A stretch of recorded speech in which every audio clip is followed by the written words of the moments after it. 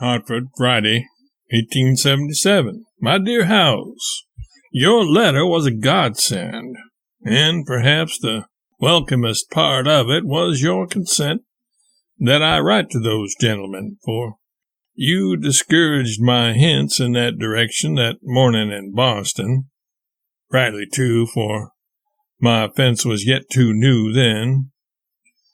Warner has tried to hold up our hands like the good fellow he is, but poor Twitchell could not say a word, and confessed that he would rather take nearly any punishment than face Livy and me.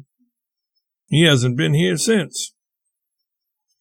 It is curious, but I pitched early upon Mr. Norton as the very man who would think some generous thing about that matter, whether he said it or not. It is splendid to be a man like that, but it is given to few to be. I wrote a letter yesterday and sent a copy to each of the three. I wanted to send a copy to Mr. Whittier also, since the offense was done also against him, being committed in his presence, and he the guest of the occasion, besides holding the well-nigh sacred place he does in his people's estimation. But I didn't know whether to venture or not, and so ended by doing nothing.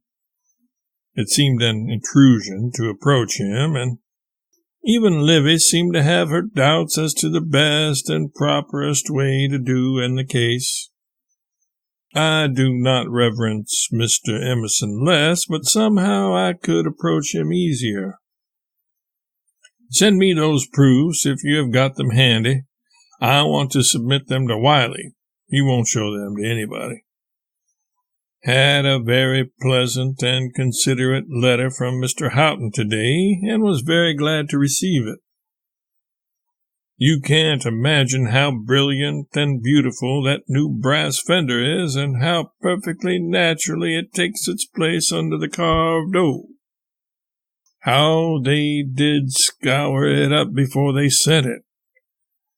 I lied a good deal about it when I came home, so for once I kept the secret and surprised Livy on a Christmas morning. I haven't done a stroke of work since the Atlantic dinner, have only moped around, but I'm going to try tomorrow. How could I ever have? Ah, well, I am a great and sublime fool, but then I am God's fool, and all his works must be contemplated with respect. Livy and I join in the warmest regards to you and yours. Yours ever, Mark.